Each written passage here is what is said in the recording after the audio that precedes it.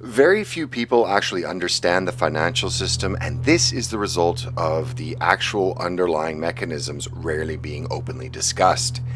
In centuries past, before the advent of paper money, the accepted token of exchange were coins made of precious metal and minted by either the church or the crown.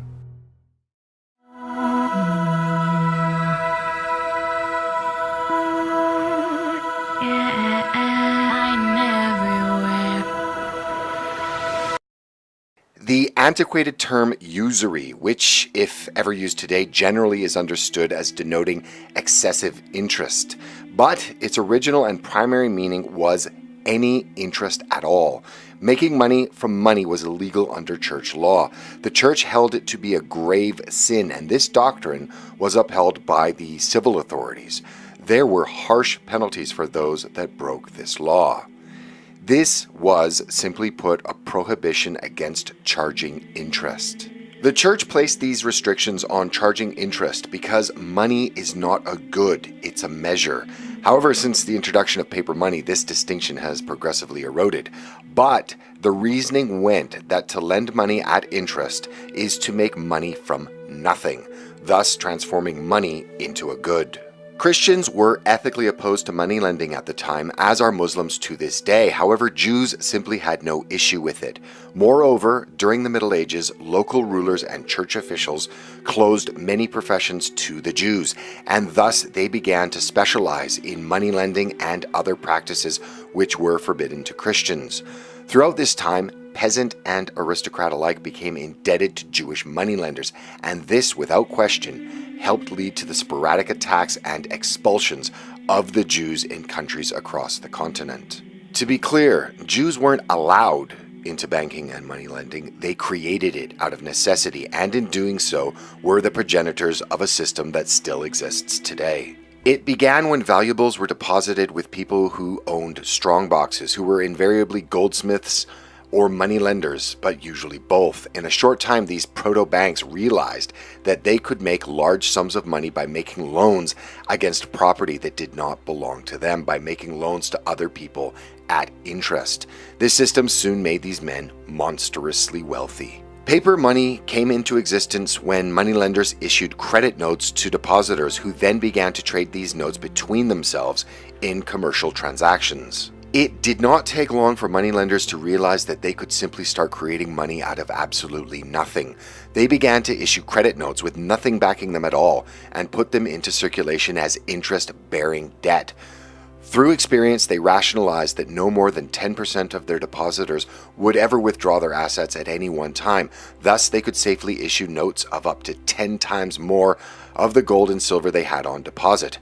And voila, modern fractional banking was born. Create money out of nothing, put it into circulation via interest-bearing debt that has to be repaid via labor and the goods and services it produces, and in time become unbelievably wealthy and in many cases take on the role as shadow rulers of nations. The establishment of the Bank of England, the model of which most modern central banks have been based, was devised by Charles Montague, the first Earl of Halifax in 1694, following a proposal by the banker William Paterson, a Scotsman, 3 years earlier.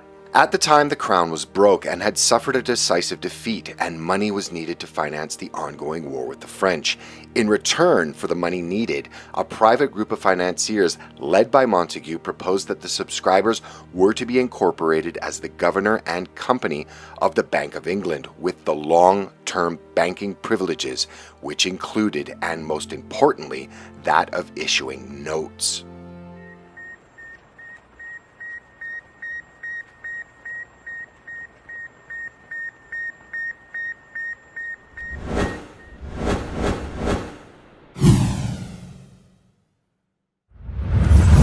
Shop was set up in the semi-autonomous city of London, and authority to create money out of nothing at a national level and then lent at interest was handed over to a small group of private financiers. In modern times, banking has become extremely sophisticated, but the underlying mechanisms remain the same. While the Bank of England was in theory nationalized in 1946, the bank still lends to the government that supposedly controls it at interest. In fact, as recently as 2015, the government of the UK has finally finished paying off the interest on debt accrued during the First World War, the Crimean War, and wait for it, the Napoleonic Wars. Most people don't realize that service payments on interest of government debt created by central banks out of nothing eats up an enormous percent of tax revenues. Consider the massive increase in interest costs on the national debt projected over the next decade in the United States. The Congressional Budget Office estimates that interest payments on the national debt will more than triple before the end of the decade. In 2015, the United States government spent $223 billion in tax money just to service the national debt. By 2020, American taxpayers will have to shoulder $1 trillion a year on interest alone. That's $1 trillion that can't be spent to educate or replace badly worn out infrastructure. This is where a massive percent of your tax money goes.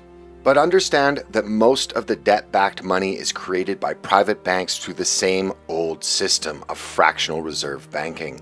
Moreover, private banks are still able to privatize profit and socialize losses through taxpayer-funded subsidies or bailouts, the most obscene being the fallout from the 2008 financial crisis. Sweden is, for all intents and purposes, the globalist guinea pig, and much of the designs that those that rule you, that mean to shackle you and the rest of the developed world, are first being test run in Sweden. Sweden is now the butt of so many jokes. Gamla du fria du fjällhöga nord, du tysta du Hej!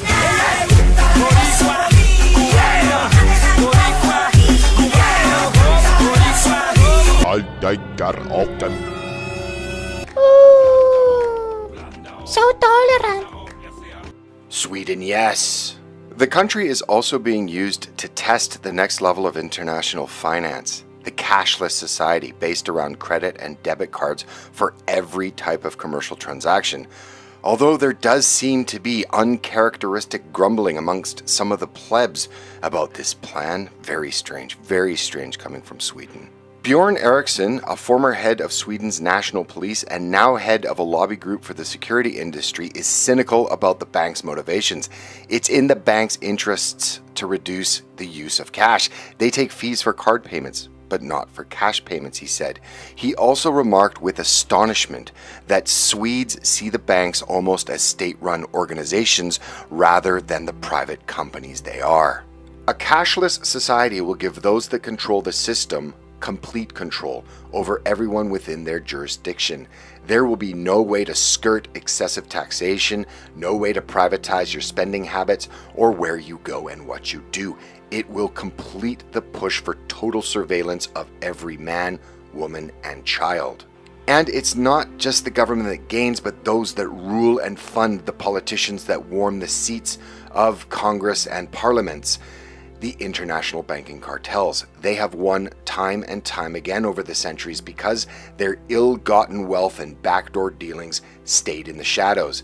The internet is a powerful light to shine on this system that brings high taxation, resource wars, and devastating poverty to billions. It's time we use it. Thanks for watching this video. If you liked it, please consider subscribing. Also, follow me on the usual social media. And till next time, be well.